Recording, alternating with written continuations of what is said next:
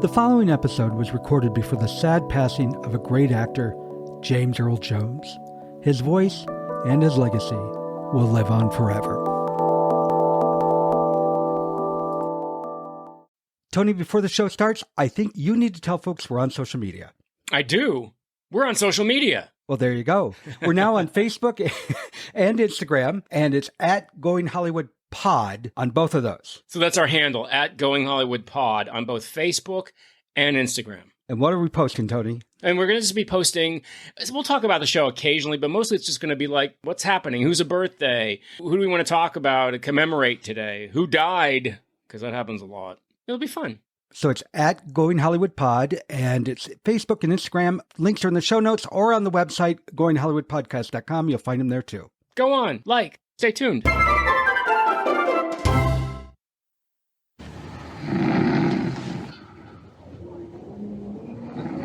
The great Henry Gondor. Turn it off. You sober?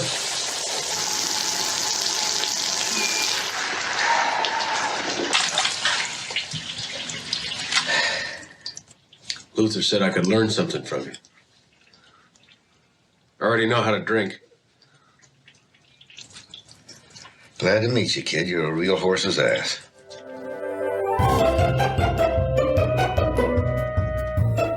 Hello, I'm film historian Tony Maeda. And I'm Brad Shreve, who's just a guy who likes movies. We discuss movies and television from Hollywood's golden age. We go behind the scenes and share our opinions, too. And of course, being the average guy, my opinions are the ones that matter. As does your self-delusion. Welcome to Going Hollywood. Tony, we have a great guest today, but before then, how are you doing? I'm doing well. I'm doing better. I think I've kicked COVID to the curb. I hope so. But I'm doing really great. You know why? Because I'm very excited today, because today on Going Hollywood, not only do we have a fabulous co-host, we're doing something which I think is a first for us here. We've been talking a lot about some great comedies and a lot of great dramas and mysteries, some TV shows, but I believe today is our first out-and-out romance, a real romantic adventure caper. Don't you think? Yes, and a very nice one. Yeah. Today's movie we're going to discuss features one of the great romantic pairings in cinema history. I mean, I'm going to go back all the way to silent film. And, you have John Gilbert and Greta Garbo, certainly Tracy and Hepburn, Lucy and Desi, Taylor and Burton, and right up there to where we are today. Today we have one of the greatest romantic pairings of all time, in my opinion, Paul Newman and Robert Redford in The Sting. Don't you think it's one of the greatest romantic pairings in cinema history? Certainly they have the chemistry. They certainly do. It's what we would call bromance today.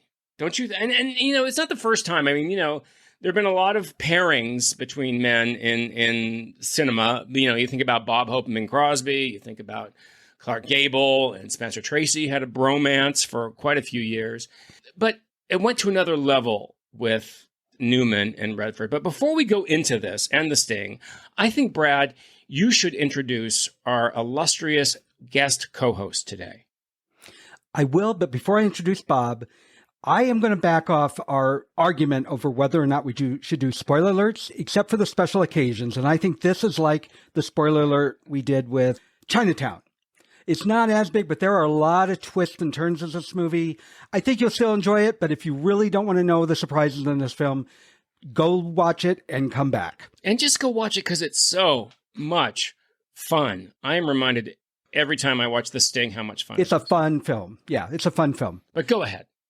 Our guest co-host today is Bob Lament with Static Radio, which he started way back in 1999, which blows our mind. That's insane. Welcome, Bob. It is insane. You're right. It's totally insane. I don't know. You are why. truly an OG of podcasting, Bob. I'm feeling it today. I feel OG today.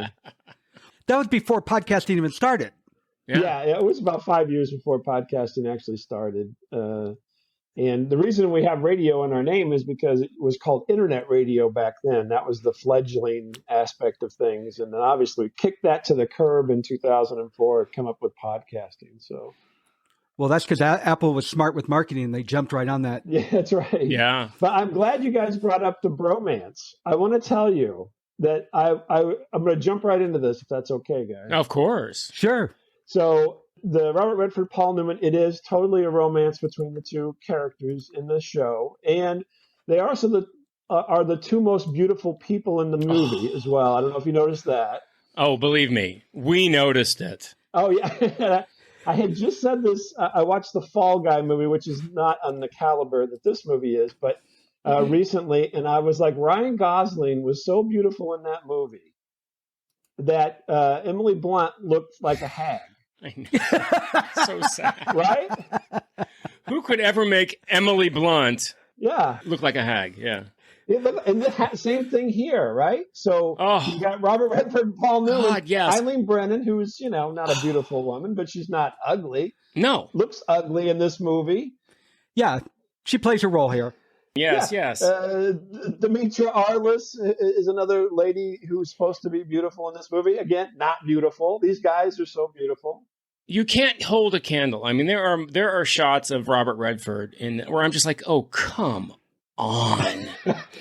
And he wasn't Those even trying. teeth, that hair, you're just like, come on. How can you possibly? Especially when he had the shaggy hair and that Right. smile. Yes. But Yeah. I got to say, every single time, right up to the end of this movie, I think it's 2.5 hours, something. Well, it's a little over 2 hours. Well, Every sorry, time yeah. Paul Newman looked straight into the camera Oh, and I saw those eyes, I'm like, oh my God, those things are blue. no, it's Yeah. truly, they are truly neck and neck. And you know what? Julia Phillips, who produced this film, somewhat indelicately termed it a dick love story. This was obviously before the term bromance was in the lexicon, but she has it down, because if you notice, I mean, yeah, the leading ladies are superfluous. I'm a huge Eileen Brennan fan. I love Eileen Brennan. I think she is on the level of Madeline Kahn. That's how much I love Eileen Brennan. And she's not needed in this. I mean, she's just there, and Demetria is just there to make sure we know these two guys are heterosexual because they have these girls they're sleeping with. But the real romance is between these two. So much so that they get the air quotes walking out into the sunset together at the end of the film. If you notice, where are the women at the end of the movie? They ain't anywhere. Where'd they go? No, it's Redford and Newman walking out together at the end. But we're reading way ahead of ourselves. True. With the sting. So let's start at the beginning. Brad, do you want to do a synopsis first, or should we talk a little bit about the history? I'll do a real quick synopsis because this is Okay. a really easy one to do. Yeah. This movie, The Sting, came out. Wait a minute. Christmas Day. You said explaining the sting is an easy thing to do. Well, the basic premise is easy. Okay. There's a lot of twists and turns, but I'm not going to go, we'll do that in the discussion. But the Yes. basic premise is very simple. Yeah. The Sting came out Christmas Day of 1973. And I know films tend to come out during Christmas time. Is Christmas Day normal? That seems odd to me. Well, no, I don't. I know it's one of the biggest days of the year for movies. No, that's very common. I mean, the Christmas Yeah, I release. think it's pretty common. Tootsie was a Christmas release. Okay, 'cause- I mean, people. A lot of the Disney movies or cartoons, the Disney animation is on Christmas Day or Yeah. Thanksgiving Day. Christmas is pretty common. I guess so, because after everybody opens the presents, it's like, what are we going to do till dinner? Right. And Merry Christmas, 1973. I mean, wow, what a great Christmas gift for 1973. I think this film is. And this film was directed by George Roy Hill, who also did Butch Cassidy and the Sundance Kid just 4 years Correct. earlier, which also had this incredible bromance with Paul Newman and Robert Redford, the first time that people were swearing with the two together. It won, I have 2 Oscars, but I know that's wrong. No, it won 7 Oscars. Yeah, I think it was 7. It was nominated for 10 Oscars and won 7. Now, George Roy Hill has made a good number of movies, and I got to say, between this one and Butch Cassidy, most of them were not all that great. You had Modern Millie, Hawaii, which I know has grown a following since it came out, but it didn't do very well, and I hate It it. has? Who's following Hawaii? I don't know. Some people like the song. Some Julie Andrews, Max von Sydow. And Bette Midler, by the way, her film debut. Anyway, I'm getting off topic. Now, one of my favorite George Roy Hill is his later one, which was Funny Farm with Chevy Chase. Yeah, his last film. His last film. Yeah. The critic consensus, I think, is it's not good. And I got to say, when I saw it in the movie theater, about halfway through, I was with a friend of mine, and she and I started laughing because we thought it was so bad. Aw. But since then, every time I watch it, I like it better. And now I watch it, and I find myself laughing the whole way through it. Maybe it was my mood that day. I think the word you're looking for with George Roy Hill is eclectic. Mm-hmm. His output was incredibly eclectic. You have The Great Waldo Pepper, also with Robert Redford. Mm. You had Butch Cassidy and the Sundance Kid. You had Thoroughly Modern Millie, which I love, by the way. And you have The World According to Garp. I mean, this man ran the gamut. And actually, Redford said he thinks that's the reason why George Roy Hill hasn't quite made the place in the pantheon of these great directors from the 70s, like Martin Scorsese, like Sidney Lumet, because he was so eclectic in his choices. Well, and he let the stars shine too, and he wasn't the one out front, right? So George Roy Hill, you don't think of his name because he wasn't the one that everybody talked about. No, you don't. They talked about the stars. Exactly. I'm going to guess many people don't know his name. Well, he's worth investigating. He was a fabulous director. From this film alone, he deserves your investigation because this film it's just so much fun. It's such a fun movie. You know, The World According to Garp is one of my all-time favorite films. Yes, I did. I really love the book, and I love the movie. They're a little different from each other, but they both work for me. And then this was written by David S. Ward, who also won an Oscar. George Roy Hill won one. David S. Ward did. And David S. Ward did Major League, and then a movie some of you may have heard of. It's also a romance, Sleepless in Seattle. Yes, a little film called Sleepless in Seattle. And Tony, I got an email from a listener this week named Denise, and she wants us to do Sleepless in Seattle. So that's something we'll have to put on the list. It was 1989, so it is before 1990. Crazy Meg Ryan stalker film. Okay, if you want to. Yes, exactly. Let me give the premise of the film. Yeah, give the premise of the film. Paul Newman and Robert Redford are two kind of hustler con men. Paul has more of he is Henry Gondorf, who has more of a history of kind of high-end capers. Robert Redford's character, Johnny Hooker, kind of does more street hustles. But they team together to get even with Robert Shaw, who plays Doyle Lonigan, and he is really good at being evil. And he is a banker who they both need to get even with, especially Robert Redford, because Lonigan had one of his best friends killed. His mentor. Yes, his mentor. So they put together this very elaborate con, a sting, that I just love because it's so fun. I mean, this thing is elaborate. These guys are crooks, but they are so professional in what they're doing. And that's what makes it so fun to me. Well, absolutely. The Sting is a funhouse movie. I mean, the twists and the turns, and you don't know up until the very, very end exactly what just happened. And that's what's so brilliant about The Sting. The screenplay of The Sting. Yeah. And there's times you think you're going to know what's happened, and then they kind of carry you over, and you're like, no, that isn't what's going to happen. And then sometimes like, oh, yeah, it is what I said, but they fooled me again. Yeah. So I found that a few times. The other stars in this are, as we said, Eileen Brennan, who's Billy. She plays Paul Newman's, girlfriend. She's a madam. We have Ray Walston, who plays J.J. Singleton. One of my favorites, Harold Gould, who we talked about in Rhoda. He plays Kid Twist, which is a funny name for me because he's like one of the most professional people in the film, and he has this very silly name. And one of the oldest. Yes. And then also one of my favorite actors who I'm going to nitpick here. He's probably, to me, the least well cast in this film, and I'll tell you why.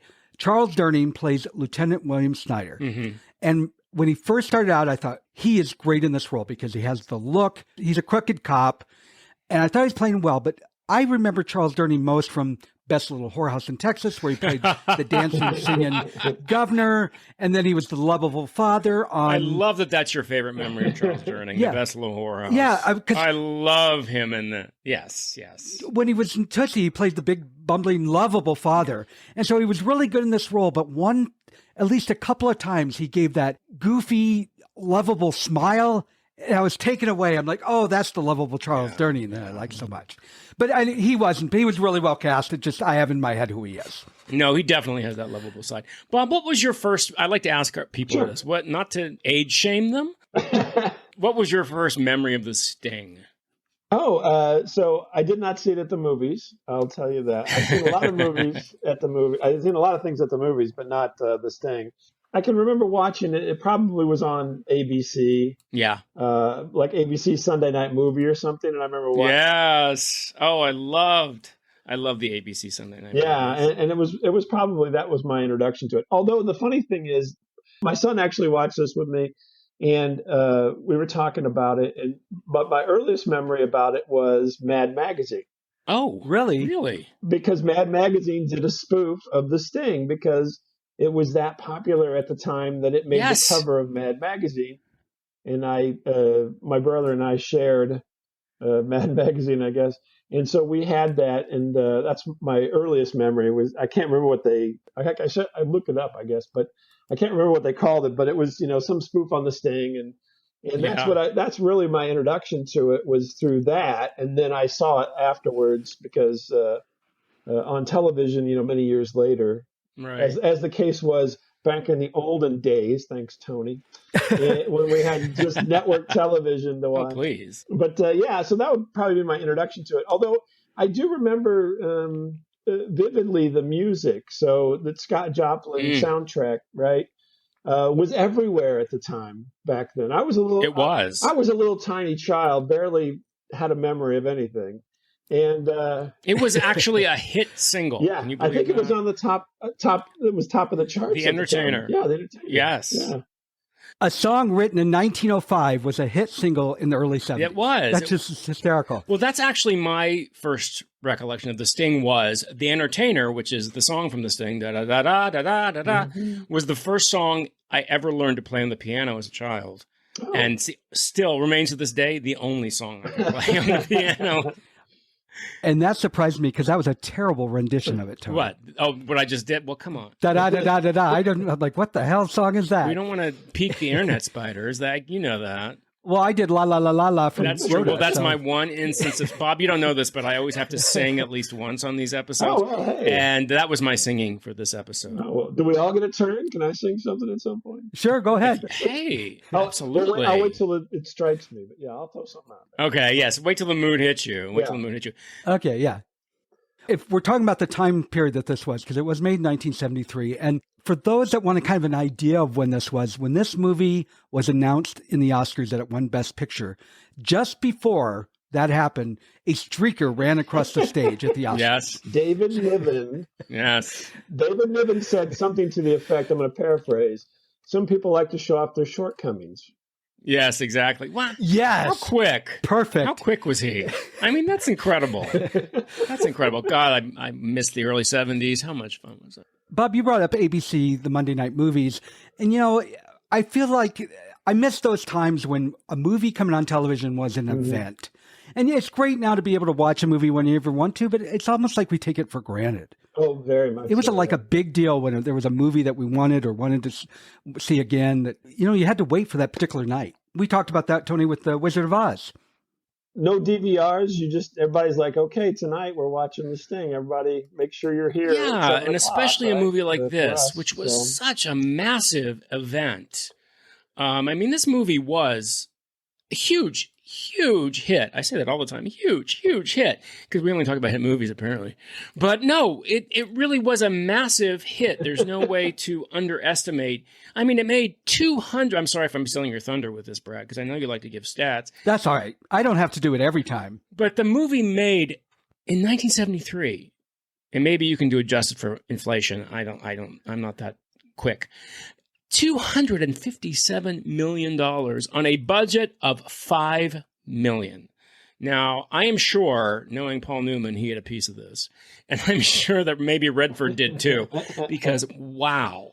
And P.S., this wasn't Robert Redford's only film in 1973. You might have heard of a little film called The Way We Were, which was also 1973. So Robert Redford was it in 1973 when this came out. Yeah, and you mentioned The Way We Were. This was a year for incredible movies.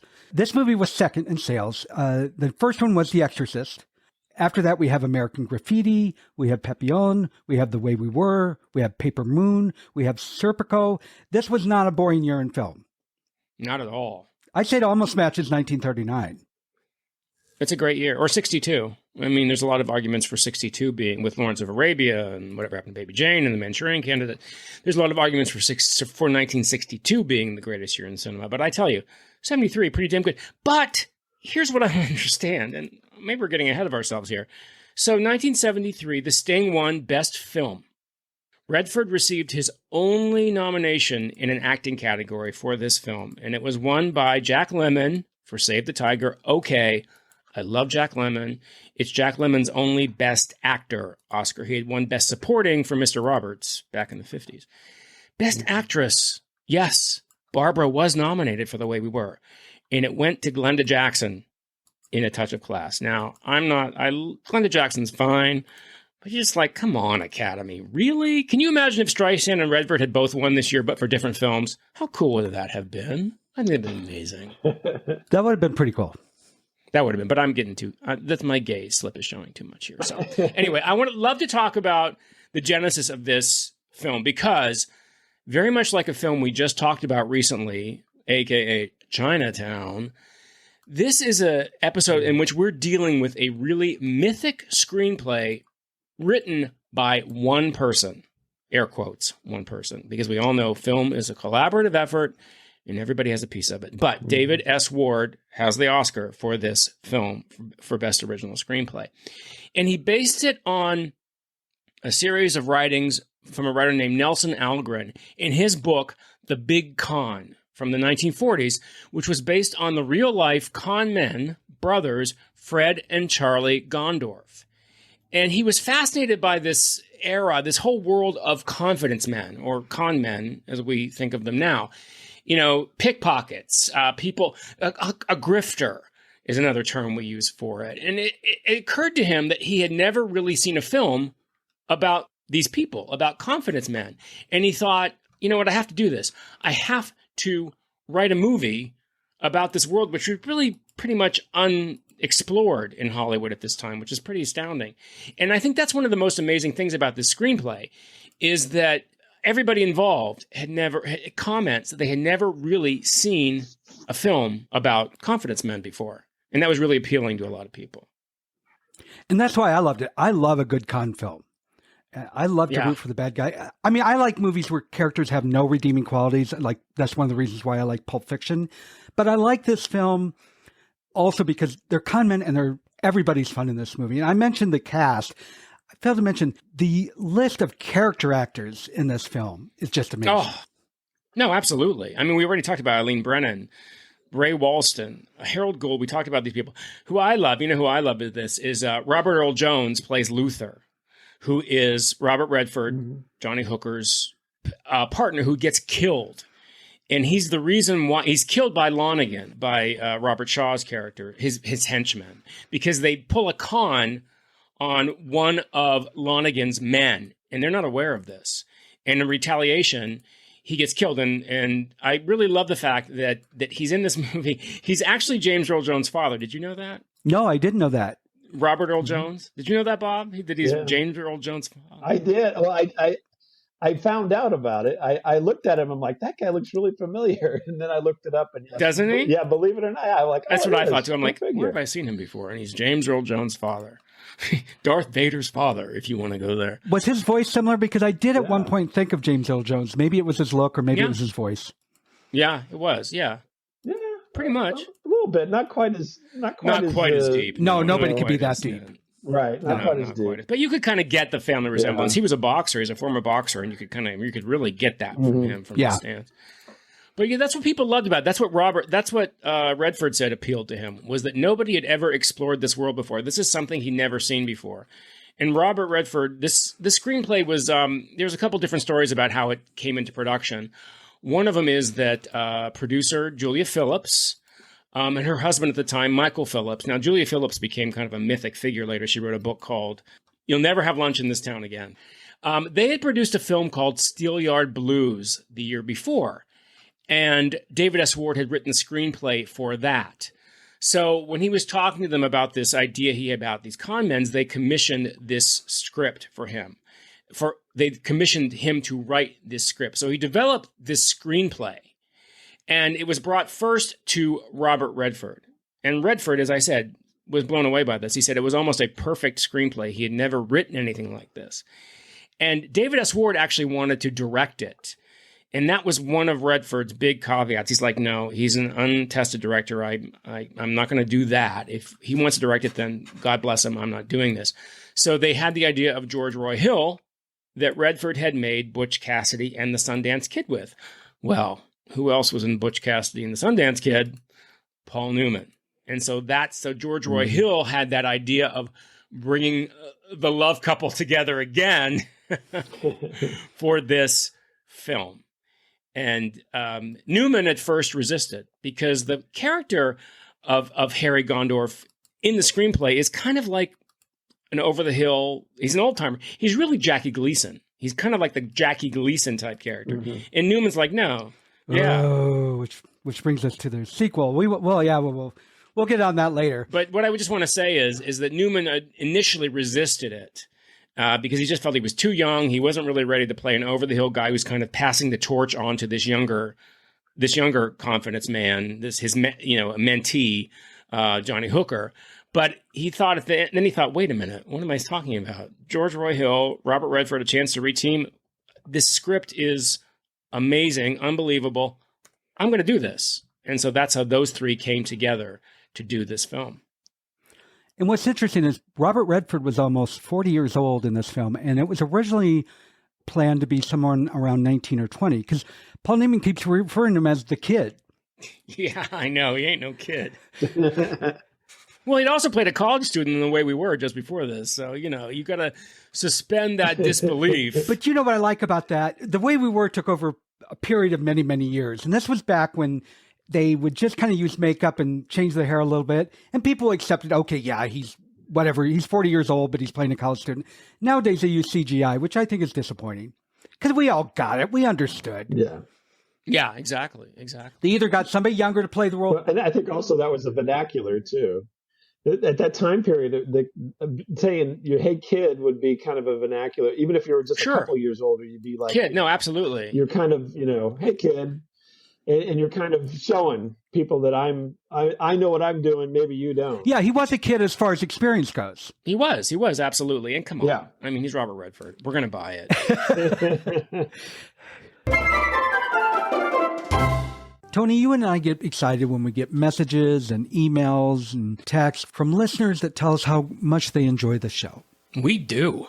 But I think we should push it a little bit and ask them to go a little bit further. Ooh, a challenge. If you enjoy this show, let others know. 5 stars are great, whatever you want to give, except 1 star. If you have 1 star, say, that show's not for me and move on. Yeah, you don't give us 1 star. Just say, no, not for me. Just skip it. Or tell your friends. That's the best way too, right? Tell your friends, hey, I have this great fun podcast with these 2 kooky guys who talk about movies and TV. We run the gamut. We have everything. Yeah, we're all over the place. We're all over the place is a better way to put it. But in a good way. So do it right now before you forget. So, Bob, I have a question for you. Did you remember much of this film, or did some of the twists take you by surprise? Because they did. I remembered a lot of it, but I was taken aback by some of them. I'm like, wow, I forgot that. Yeah, I did. I remembered a certain amount of it, but again, yeah, as I was watching, because, every detail you can't lock in. So, yeah, a few of them, I forgot that, I don't want to give away too much, but I forgot that kind of the villain, the unseen villain, who that was until the end. And because I was thinking, oh, wait, who was that? And so forth. And kind of the original setup. I remember the scenes kind of in the middle where they're, getting set up for the sting itself. Mm-hmm. But the front end and then kind of the subplot, if you will, about the person who's kind of hunting them, I forgot about that. But I remembered the kind of the main part where they're doing the horse races and Ray Walston's doing the play-by-play essentially to their benefit. I remembered all that. And I think maybe that's because that was, at least to me, the more impactful part of it. As I was watching it, because that's really for the viewer, that's kind of the fun part, mm-hmm. because they're pulling the wool over Doyle Lonigan's eyes, and they're doing a good job of it, and you're in on it, right? You're in on the sting. Yeah. And I think that's what really appealed to people was that they didn't totally leave you in the dark about what they were doing necessarily. There were twists and turns and so forth, but you were part of the crew when you're watching this. You are part of the sting. You're it's not like stuff's happening and you're on the Doyle Lonigan side. You're on their side. So I think that made it really nice as well, because that's where people want to be, and that was kind of the thing. And you mentioned earlier that it was you like to root for the bad guys, but for all intents and purposes, these were the good guys. They were taking on the badder guy. So they were helping Luther, his old partner, and everybody was on board with that, which was fantastic. And they were taking, even though they were not, above board, they were taking on Doyle Lonigan, who was really the bad guy. They have a Robin Hood quality to them. Very much a Robin Hood. Yeah. But they're not giving their money to the poor. They're keeping the money for themselves. Right. But they are definitely robbing from the rich. Yes. It's a question of degrees. Yeah. But they were going. The whole purpose is to help Luther out, though, too, right? So everybody was in it to help Luther. Exactly. So yeah, I'm going to pad my pockets, but guess what? I'm giving part of it to Luther's family. Exactly, and like you said, they are the good guys because they are getting well-deserved revenge. But Tony kind of touched on this. This is one of the very first caper films. We kind of take them for granted because there's been some really good caper films since then. This was one of the first. I think one of the reasons we need to say so is because of the Hays Code.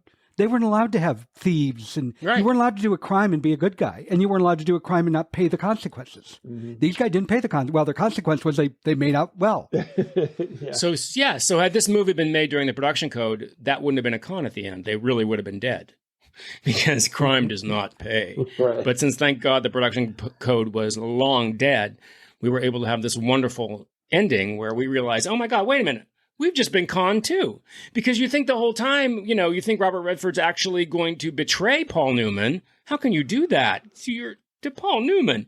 We think he's going to do that. And at the end, when they get Lonigan out and they get up from being, quote, air quotes, dead, and they spit out the blood bullet, Redford does, it's just like, oh, wow. What a fun ending. What a great, fun caper ending.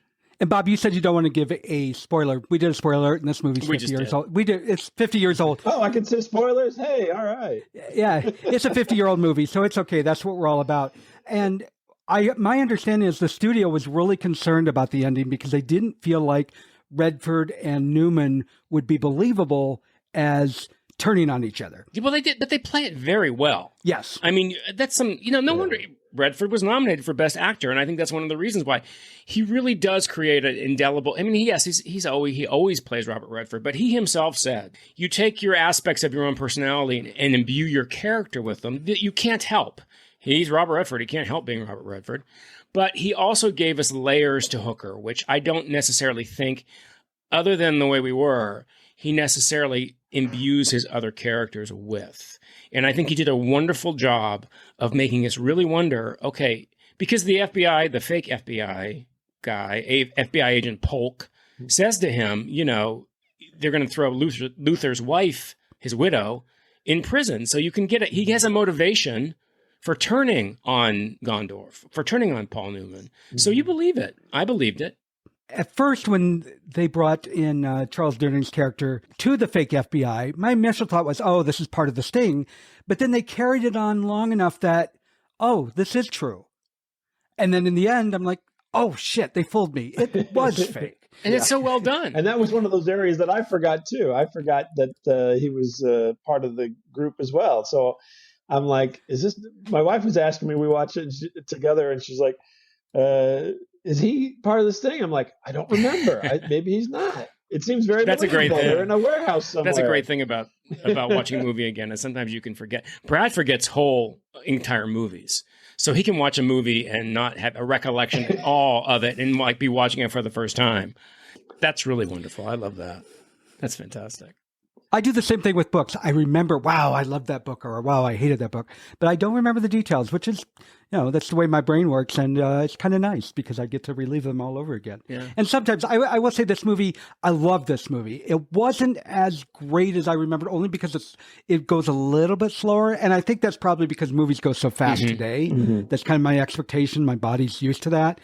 But I don't want to discount it all. This is a great film. It's a lot of fun, and we kind of talked about this as a crime. It's also a comedy. There's a lot of humor in this film. Yeah. Oh, it's very, very funny movie. I mean, the script is very sharp and some wonderful lines, in that. How about when she first meets Paul Newman, and you think Paul Newman, he's Paul Newman, and he ends up being this drunk.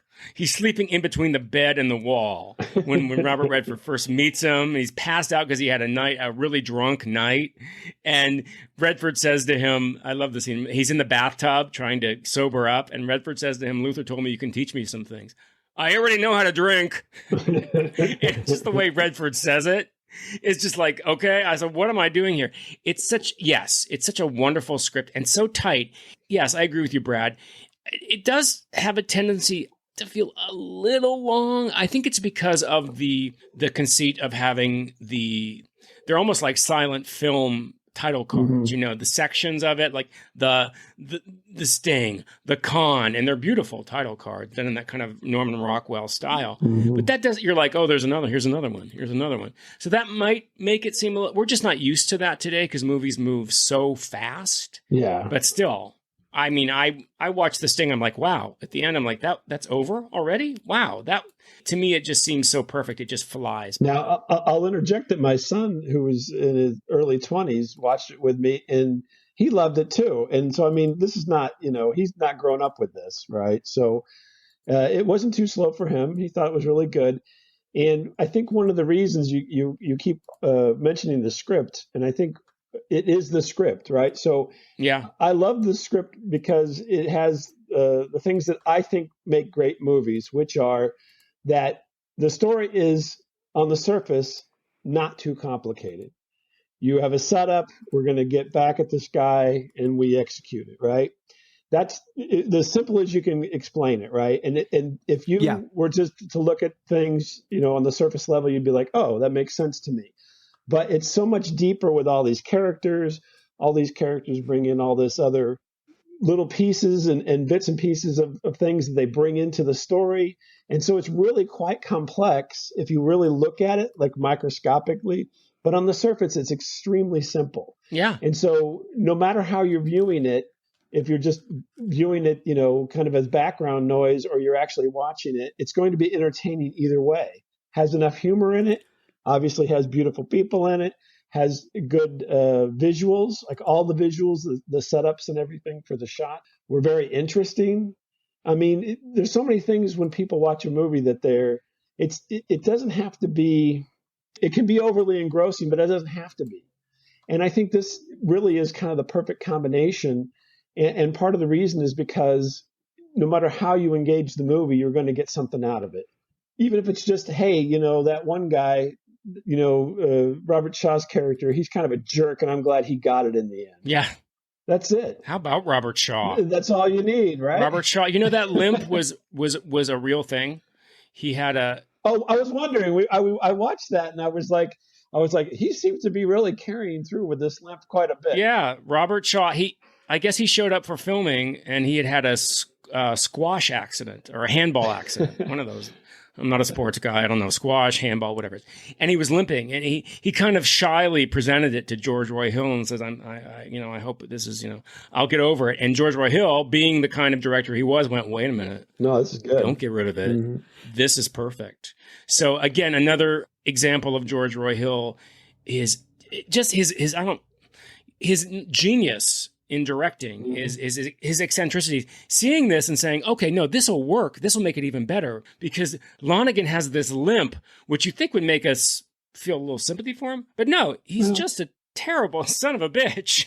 That's right. He's horrible. He's a horrible guy. And you really wanted to see his comeuppance. And one of my very favorite scenes, I think it was David Lean who said, you can tell a great film by if there are 5 great scenes. And I think this thing definitely has 5 great scenes. But one of my favorite scenes is the scene on the train where Paul Newman is taking Lonergan in the poker game. Yes. Is that not just one of the most wonderful scenes? And Paul Newman, I don't understand why Newman wasn't nominated for this either, because he's so funny in that scene, and he's so out there.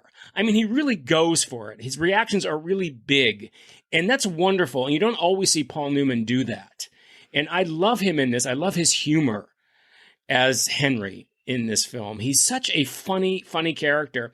And, like the whole film, it all comes together. But I love that scene when he's when he makes the big score and he just starts laughing. Yes. And he says the rudest things to Lonigan.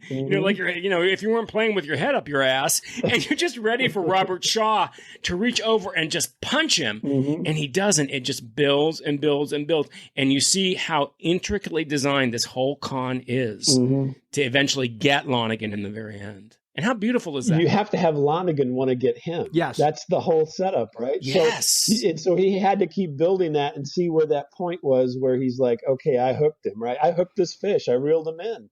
He totally bought everything, with the card game. And he's like, all right, Lonigan's he's on a string now, right? So as long as he wants to get me, he's going to go beyond the norm, right? Beyond common sense to get me. And then we have him set up. So, yeah, but I think that Paul Newman, the reason that he didn't get nominated is because he's Paul Newman and it seems so natural. That whole scene, you're like, this is the guy, right? Yeah. You can't separate Paul Newman from the character, I think, a lot of times in some of these movies that he's been in, even though it's very subtle, right? And he brings, I'm sure, a lot of himself into it, or it did. But if you look at, another movie from George Roy Hill is Slapshot with Paul Newman playing, again, the older guy. And oh, yes. And that movie is exactly similar to this because it's a very simple story that has deep characters. And he's kind of playing the mentor in that as well. But it's very natural for him. And I think, yes, that's, you mentioned Robert Redford was not young enough. That's what sells it because Paul Newman is such a natural at being the mentor that it doesn't matter who the mentee is or how old they are. That's true. And I think one of the great things about Paul Newman's acting career, and I'm kind of surprised Robert Redford did not go this route. I love early Paul Newman. I mean, you put on Cat on a Hot Tin Roof, you put on HUD, and I'm not going anywhere.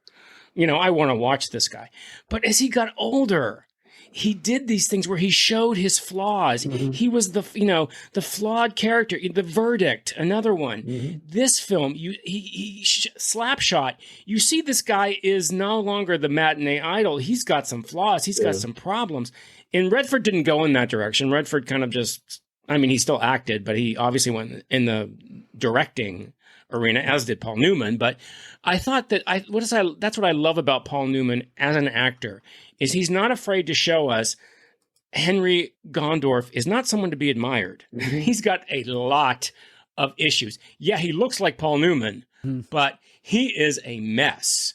And I love that about him. And I love the fact that he shows his vulnerability. I love the fact that he shows the fact that his life is not a winner by any stretch of the imagination. And he becomes a winner when he's teamed with, the Golden Boy, when these two are a team. And Robert Redford didn't even have to act. He just had to smile and be charming.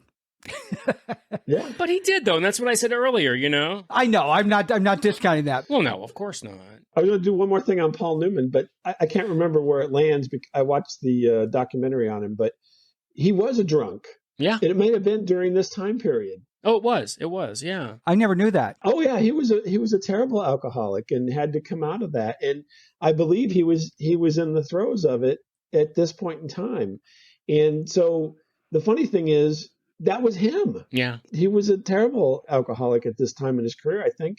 I don't know if that helped him come out of it or anything, but it is interesting to see that as he aged and became sober later, but he used it in his acting during the time it was happening, which I think a lot of people may have shied away from because they didn't want to expose themselves. But he totally did. He used it. You're right. Well, he's a method actor, so there you go. I mean, so was Redford, but still, he used those. He creates these multi-faceted characters with real darkness in them. And, you scratch Henry Gondorff, you're going to find some darkness. And I think Newman was he was a fantastic actor, and he deserved many more than one Academy Award. But he was not afraid to go to the dark places. Even in a comedy, even in this Keeper film, he wasn't afraid to go to the dark places and show us, these characters are they're not sunshine and roses, they're not daisies. These are some dark characters, and I may look like Paul Newman, but believe me, I've got some darkness in me. Absolutely. We brought up several times how basic the premise of this film is. So I want to give you the description from IMDb, which is probably the shortest I've ever seen. Two grifters team up to pull off the ultimate con. Period. That's simple. That's it. That's all they say. Yeah, that's it. Well, it's kind of true. You can't really argue with that, IMDb. Yeah. I want to just talk for a minute about Demetria Arliss, who plays Loretta, who is the woman who works in the diner that Robert Redford has the one-night stand with, and who's kind of, air quotes, his love interest, and who ends up, in the end, we find out, another twist, was actually hired to kill him. And she talks a little bit about the fact how she was such an interesting choice for this. And George Roy Hill wanted her. And she heard this later on, that the people at Universal were like, she's not attractive enough to be Robert Redford's girlfriend in this. But Roy Hill fought for her because he wanted an actress that didn't come with any baggage. We talked before about how, when you have a famous actor or a well-known actor in a film, they bring their screen persona with them to every character they play. So you want someone, particularly in this part, as she turns out to be duplicitous and be actually a hired assassin, you want someone the audience doesn't have any preconceived notion about. And I personally think that Demetria Arliss is a beautiful woman. And I think that it was such a wonderful casting choice because we don't know who this woman is. So in the end, when he finds out that she was hired to kill him, it's all the more shocking. Yeah. It's like, what? Where did this woman come from? I thought that was a great choice. Again, George Roy Hill fought for her and made all the difference. Well, especially at that time period, well, even sometimes now, you have to have a love story mixed in with the movie. So that's what we kind of thought that's where they're going. But oops, no. She gets shot in the head. Oops. Shot between the eyes. Yeah. And you know what's interesting to me with her, when she first came on, I'm like, oh my God, that's the woman from Roger Rabbit who was played by Joanna Cassidy. She played Dolores in Roger Rabbit. And then I'm like, wait a minute. She's way too young to have played. Yeah. She would have been much, much older in Roger Rabbit. But very similar characters, very similar look. I got a definite Olympia Dukakis vibe from her. Definitely. I did, but I thought she was. But again, just an example of these incredible character actors. Sally Kirkland, also, we didn't talk about Sally Kirkland, has a tiny little part in it as Hooker's girlfriend. She's the burlesque dancer in the beginning. I love Sally Kirkland. I mean, we talked about Ray Walston, my favorite Martian. I mean, just a wonderful, wonderful cast. Everybody working at their utmost to make this screenplay fly. And boy, they do it. It was funny whenever Ray Walston came on, my husband Maurice, he could never remember his name. So every time every time he referred to him, he's like, my favorite Martian. Yeah, exactly. See, I would say Mr. Hand. Mr. Hand was Ray Walston. Yes, Mr. Hand. Yeah, exactly. It was Spicoli. I'm like, oh, but yeah, exactly. One thing I really think they got right in this film is they didn't kill Lonigan, because what's the best way to get even with a banker / mob boss? It's wiping him out of $500,000, making him unaware of the fact that he's just been conned. That was the big thing. Right. You need to make sure he doesn't know he was ever conned. He doesn't know he was ever conned, so there's no retribution, which unfortunately was totally undone in the sequel, which I think is a great lead-in, Brad, for you to tell us a little bit about The Sting 2. Yes, listener, there was a sequel in 1983. Well, let me just put it this way. The Sting, as you said, made $259 million. The Sting 2 made $6 million. So it tells you how well received The Sting 2 was. It came out exactly 10 years later. It starred Mac Davis and Jackie Gleason in the Paul Newman role. Exactly. And I will say the Paul Newman role was originally scripted as a heavy, slovenly man. Yeah. So Jackie Gleason really fit it. But no. Yeah. That's what I said. Paul Newman said this is more of a Jackie Gleason part when he was offered it. You know, he said, no, this is like The Hustler. This is a Jackie Gleason part. But I love the fact that I had to look at that twice, okay? When I said Mac Davis. Mac Davis? Wait a minute. Mac Davis is playing the Robert Redford role? Okay. Yeah, as I understand it, Robert Redford did consider it for a little bit. Paul Newman right away said, no, the film is perfect. We're not going to go any further with this. Oh, I love Paul Newman. Yeah, I love it. But I got to say that, you know, David S. Ward wrote the screenplay for The Sting too. So you wonder why anybody ever makes a sequel, but look at The Godfather Part 2. I mean, but that's such an anomaly. Money. But yeah, so yeah, money. No, exactly. I mean, they probably thought, wow, if we can get a little piece of that 257 million just because of The Sting. And I also, The Sting is also in 2018, it was adapted as a musical because they can't let anything go. They've got to adapt it for a musical with, I think Harry Connick Jr. did it. It obviously has not made it to Broadway yet, but you never know. There's always a Mrs. Doubtfire musical or a Tootsie musical, and now we've got a Sting musical. So we'll see what happens with that.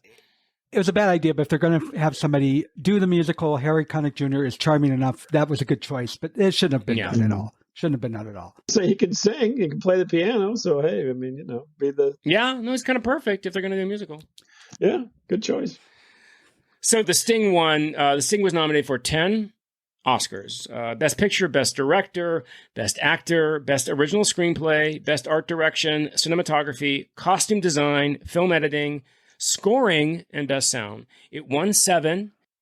Edith Head won her 8th, which is a record, and final Academy Award for her fantastic costumes in The Sting. As we said, it won Best Picture. George Roy Hill won Best Director.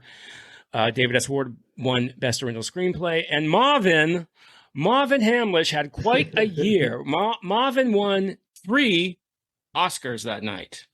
He won for The Sting, and he also won Best Song for The Way We Were and Best Original Score. So Marvin had quite an evening. And he had a hit record, sort of, with The Entertainer. Yeah. Quite a year for Marvin. We haven't touched on the sets yet, because my initial thought when it came on, I'm like, oh, that's obviously a backlot set, and, it looks kind of... But then actually, as it progressed, I'm like, this is perfect. It looks like a movie from the 30s, which was their goal. Mm-hmm. Yeah. That's why they did the title cards between scenes. I understand that they didn't put a lot of extras in the background because that was typical in the 30s, probably to save money, I'm presuming. Correct. So they really analyzed those old films. And so as I got used to it, I'm like, wow, this is perfect. It really feels like it. And one little thing, I originally thought for sure this was a Warner Brothers film because on the Warner Ranch, right around the corner on Morning Glory Circle, if you leave the Stevens house, turn right, and then turn right again, there's the brownstones, which always look very weird. They only did it a couple times where Samantha would drive and then she'd turn, and right there in the neighborhood of Morning Glory Circle were these old brownstones. But yeah, I thought for sure, I think, oh, they did this on Warner Ranch, which sadly we know is all gone now. They just tore it down last year or the year before. Then I learned it was on Universal Studios, which made sense having been there. And I wasn't surprised to learn that the diner was the same diner in Back to the Future. Ah. Oh, really? Oh, okay. There's a little tidbit. They didn't use the town square, which has been used in many, many, many, many movies redesigned, but they did use the diner. Mm-hmm. Oh, how interesting. Yeah, that's a fabulous backlot. And they shot some scenes at Santa Monica Pier, and to stand it. But I mean, I bought it with Chicago. They did one scene in Chicago, which was the LaSalle Street Station. And the funny thing is, my son has been there recently, and he's like, hey, that's LaSalle Street Station. And sure enough, it was. We looked it up. Ah, he recognized it. He did, yeah. And it's still that way today. It wasn't that long ago he was there. So the look of it is very much the look that it is in the movie. So that was interesting. Fabulous production. My first thought was that's Union Station, LA, which has been used in many, many, many, many movies because it's great. It looks like from that era. They've kept it. It's used. It's rented out for films all the time. But then I saw that huge staircase. I'm like, no, that's not LA. No, it wasn't. Where is that? And then found out it was Chicago. Yeah, it's pretty. Yeah, it's pretty wonderful. the Union Station in Chicago was also used, and so depending on I can't remember which one was which, but yeah, two scenes in Chicago were those two scenes. Outside the train station, inside was inside Union Station, outside was the South Street Station. So that was some authenticity, I suppose, and it still very much looks that way today. Yeah, it does. It does. So, Bob, before we go, tell us about Static Radio. Well, if you really want to hear about it, I guess I can mention something or another. Well, of course. So we do a weekly show. We've done a weekly show for a long time now. And basically each week we just tell a story about something that's happened to us. Typically we like to keep it funny and keep it light. And you would think after a while that would get boring, but believe it or not, it still seems fresh to me. I don't know, maybe people listening think it's boring, but it still seems fresh to me because there's always something interesting that happens, something to talk about. like today, I'll probably talk about this week how my computer crapped out before I was supposed to talk to you guys, and I've been sitting here watching it rebuild itself the whole time we've been talking about the Sting. And usually it's something that is embarrassing or would normally be heartbreaking. I could see somebody crying over this, but I try to keep it light and keep everything fun and so forth. But the funny thing is, Miles and I actually went to film school together. And so we do touch upon films from time to time. Like I mentioned, I talked about The Fall Guy early on in this, as well as on our show. But so that's kind of a weird, coincidence as well, is we went to school together and wrote all kinds of papers on the mise en scène of different scenes in movies and whatnot. I think it's great. And we are so appreciative of you joining us today to talk about The Sting. It's been a lot of fun revisiting it with you. It's just such a good time. Oh, thanks for having me. I appreciate it. And this was a great movie for me to watch again. So brought back a lot of memories. For me, my father loved, Butch Cassidy and the Sundance Kid. We watched this because of that. And he left us not too long ago. And so it was a nice memory for me too, growing up. Yeah, I tossed out some options to you, and you chose this one. So thank you very much, because I've been wanting to do it for a while. Yeah, I love that. So, well, Bob, thank you so much for being with us. And as for you, Brad, let's not say goodbye. Let's just say au revoir. No, let's say goodbye. Goodbye, everybody.